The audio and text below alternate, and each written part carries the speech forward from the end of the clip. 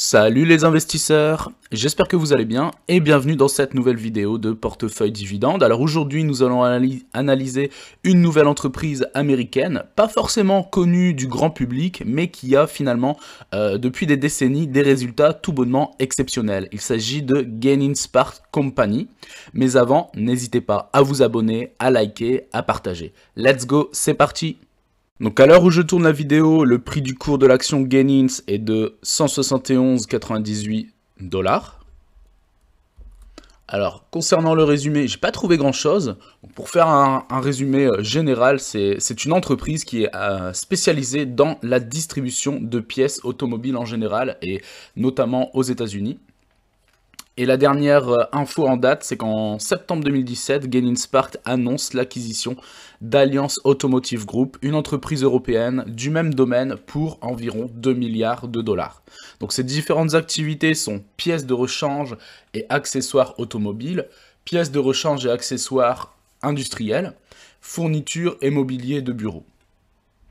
Donc l'entreprise a été créée en 1925, elle est cotée au New York Stock Exchange, donc si vous voulez chercher plus d'infos sur cette entreprise sur internet, vous tapez le ticker qui est GPC. Le siège social de l'entreprise est à Atlanta. Et pour dernière info, au niveau mondial, l'entreprise avait environ 55 000 collaborateurs à travers le monde.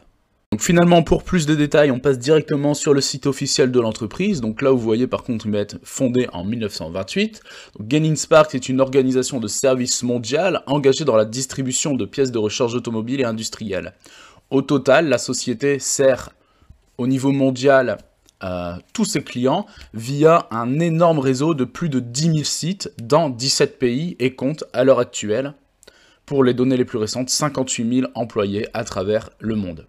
Donc leurs différentes entreprises, donc groupe de pièces automobiles, groupe de pièces industrielles. Donc ici au niveau automobile, donc vous avez NAPA, l'UAP et Alliance Automotive Group. Et vous avez également Genin Spark Asie Pacifique. Et ici pour tout ce qui est donc le secteur industriel, l'entreprise est représentée par Motion Industries en Amérique du Nord et en Asie-Pacifique australe. Donc également ici, vous pouvez aller visiter leurs différentes filiales. Ici, vous avez l'explication avec une vidéo donc, du groupe en lui-même. Ici, vous avez les dernières annonces donc, de l'entreprise, donc les derniers communiqués de presse. Par exemple, ici, Genin Spark déclare un dividende trimestriel régulier. Le 30 mars, Genin a publié donc, ses résultats du premier trimestre, donc le 20 avril 2023. Également, l'entreprise a publié donc, ses résultats du premier trimestre 2023 et relève ses perspectives pour l'ensemble de l'année 2023. Et également, Genin Spark fournit une mise à jour stratégique sur les initiatives clés et décrit les objectifs financiers à long terme donc, de l'entreprise. Et ici, vous avez donc la feuille de route de l'entreprise depuis quelques années, plus les prochaines années, donc pour la vision future de l'entreprise. Alors ici, donc, nous sommes sur TradingView, donc pour voir le cours de bourse de l'entreprise et son évolution depuis des décennies et des décennies. Donc, comme dit, si vous voulez la chercher, donc c'est le ticker GPC. Alors ici, le cours, je suis à la semaine, je vais le mettre en monthly, et donc vous voyez ici, j'agrandis un peu, vous voyez l'évolution, j'ai envie de vous dire l'évolution sans précédent du cours de l'action depuis donc 1968. Donc ici, début des années 2000, pardon, donc léger crack, j'ai envie de vous dire, une reprise jusque 2007, la fameuse crise des subprimes, qui à l'époque finalement perdait, on va dire, 52% de sa valeur de cours de bourse. Et vous voyez, on se dit, 52% de la valeur de son cours de bourse, c'est plutôt énorme. Et quand on prend le graphique depuis ses débuts, surtout après la crise des subprimes, donc 2009-2010, et on voit littéralement pendant 10-15 ans une croissance absolue qui est tout bonnement exceptionnelle. Pour arriver ici, donc, au Covid,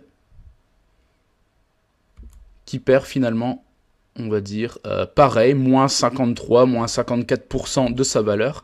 Mais quand on regarde et qu'on rétrécit le graphique, on se dit que finalement, que ce soit la crise des subprimes de 2008 ou celle du Covid, pour l'instant, ce n'est qu'une goutte d'eau et on repart sur une croissance, j'ai envie de vous dire, démesurée, pour atteindre un plus haut ici qui a été, donc j'agrandis, qui a été de 188,30 $ pour un plus haut. Et ici, nous sommes à 171 $, donc on va dire vraiment une légère baisse qui a été assez rapide à combler finalement, de moins 18% de sa valeur.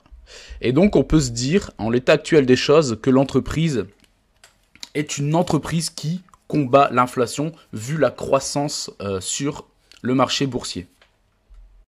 Donc finalement, le graphique en lui-même, pour les personnes ayant investi ne serait-ce que quelques années en arrière, c'est tout bénéfice en termes de plus-value sur l'action Geninspark. Après, est-ce que cela est durable sur le long terme? En tout cas, ce genre d'entreprise fait partie avec d'autres grands noms comme McDo,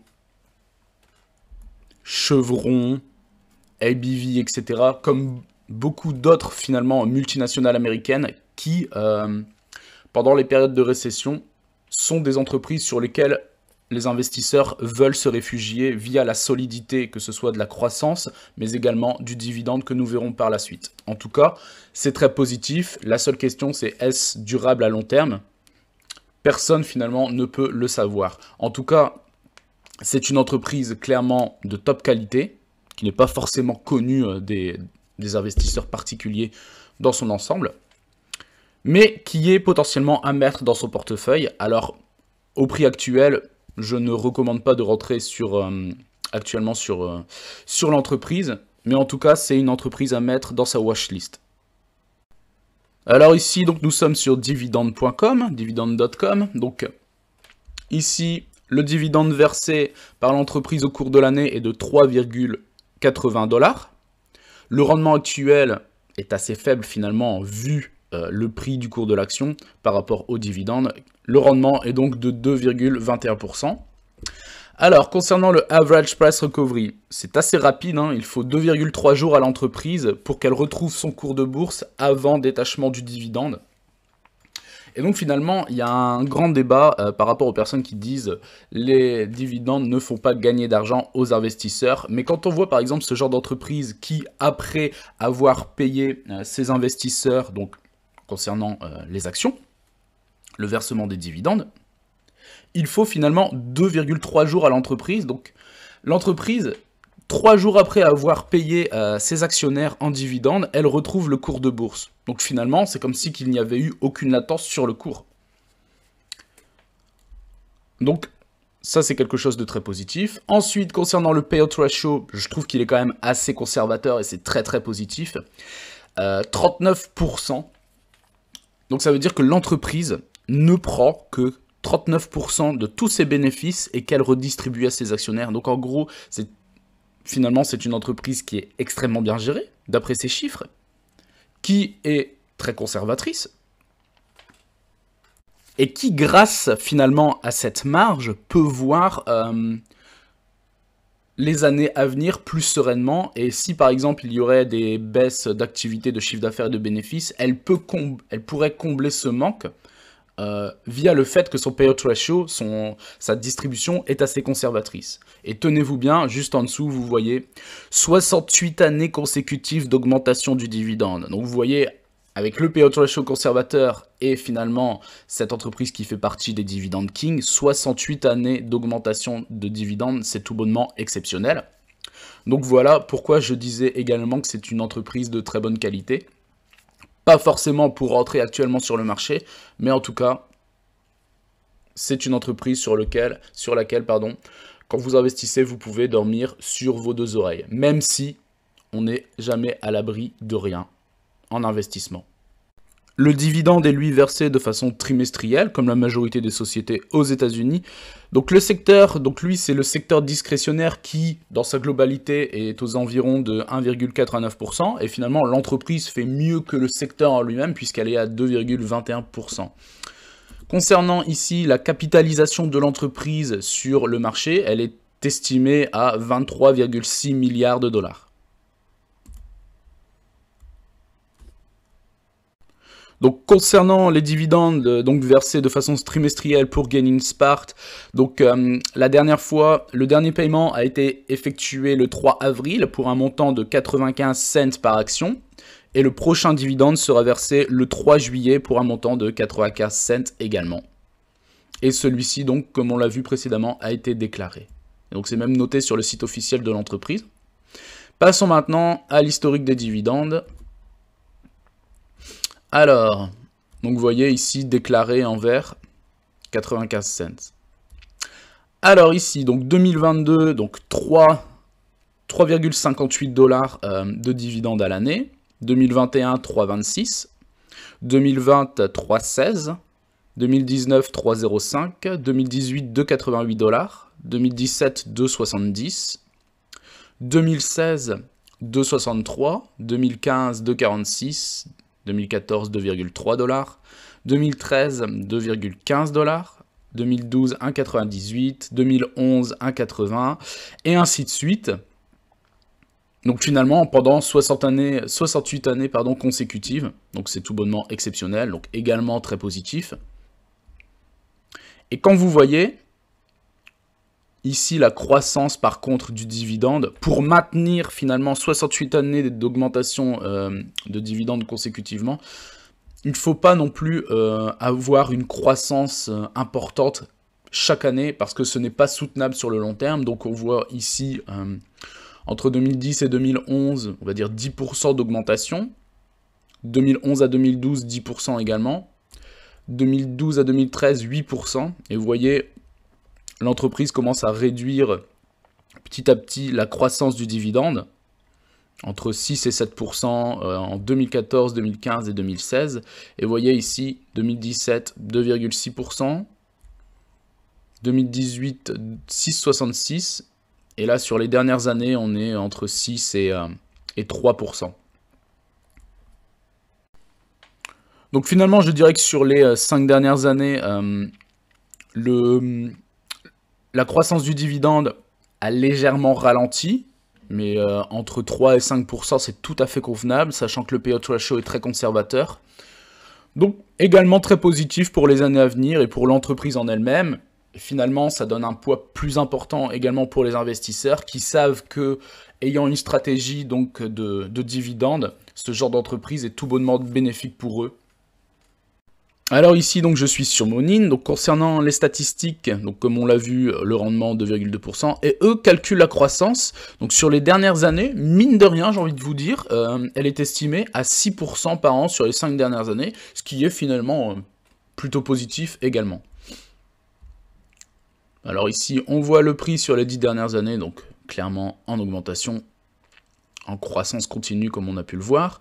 Concernant la comparaison des performances, donc Genin Spark, le retour sur un an est de plus 30% par rapport au Nasdaq qui lui est de plus 3%, et également par rapport au S&P qui est de plus 1%. Donc sur un an, il y a une différence très très importante.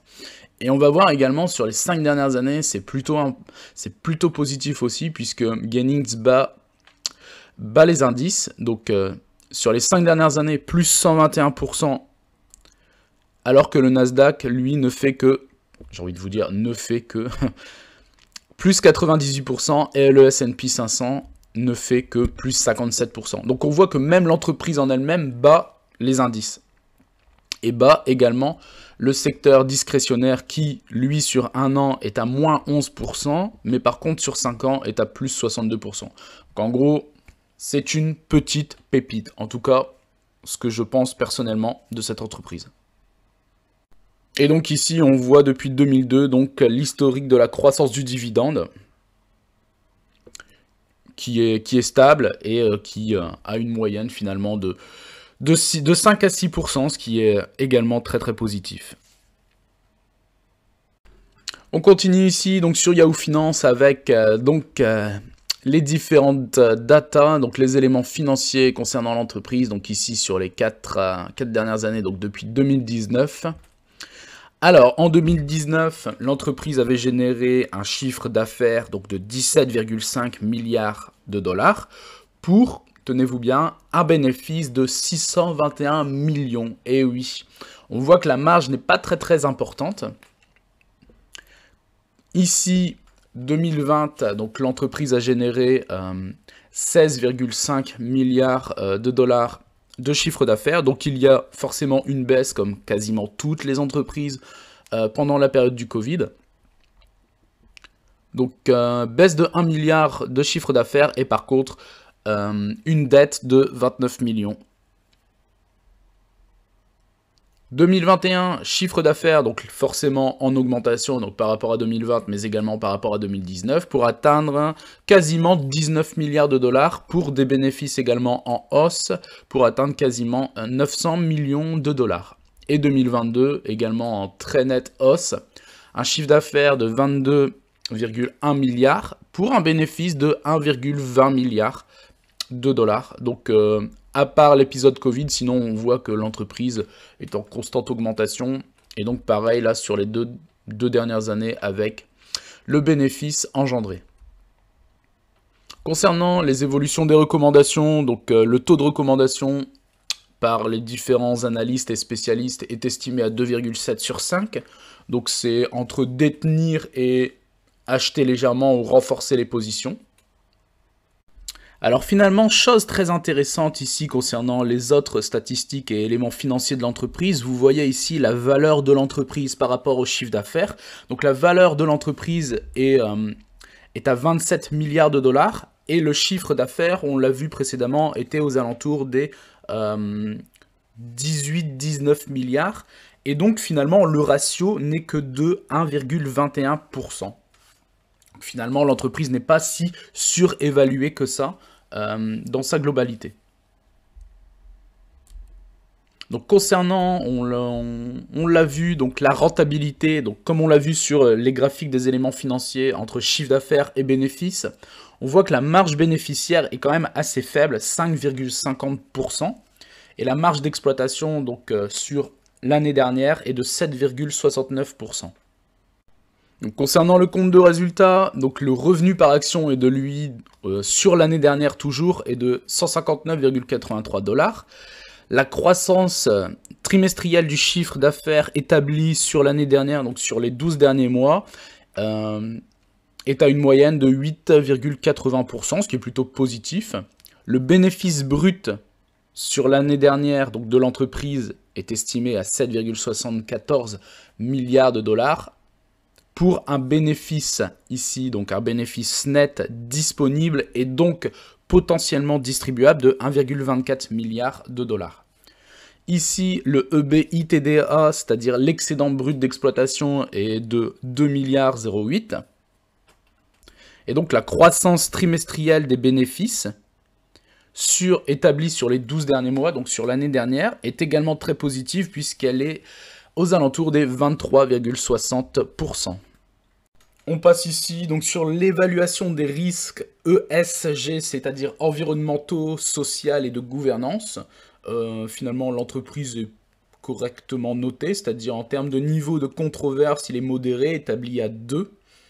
Donc, note de risque environnemental 3,6, de risque social 5,2 et de risque de gouvernance 3,8. Donc c'est plutôt modéré, ce n'est pas une entreprise comme on a vu d'autres entreprises dans d'autres vidéos où forcément elles ont des impacts très négatifs sur l'environnement avec des produits chimiques, etc. Là ce n'est absolument pas le cas. Donc c'est également positif en fait pour les personnes, investisseurs et ayant des critères, par exemple d'éthique, concernant l'environnement, les populations, etc. C'est également positif. Et donc, concernant les différentes actualités de l'entreprise, clairement, j'ai pas trouvé grand-chose. C'est pas le genre d'entreprise qui fait parler d'elle, à part la dernière déclaration concernant le dividende, sinon rien d'exceptionnel. Donc finalement, pour conclure, c'est une entreprise de très très bonne qualité. On l'a vu avec le payout ratio conservateur, le versement des dividendes depuis 68 années consécutives. Après, on n'a pas vu, on ne sait pas si l'entreprise investit énormément pour continuer à se développer, achat, acquisition, création de filiales, etc. Je pense que à cette échelle-là, c'est tout à fait logique qu'elle le fasse. Donc finalement, tous les voyants sont au vert pour avoir cette entreprise dans son portefeuille. Le souci ne serait actuellement que le prix qui est quand même sur un plus haut, quasiment plus haut historique. Et donc à voir ce qui peut se passer avec la situation économique actuelle, mais dans tous les cas, une entreprise à avoir dans sa watchlist actuellement. J'espère que cette vidéo vous aura plu, n'hésitez pas à vous abonner, à liker, à partager, et je vous dis à très bientôt pour une prochaine vidéo, ciao!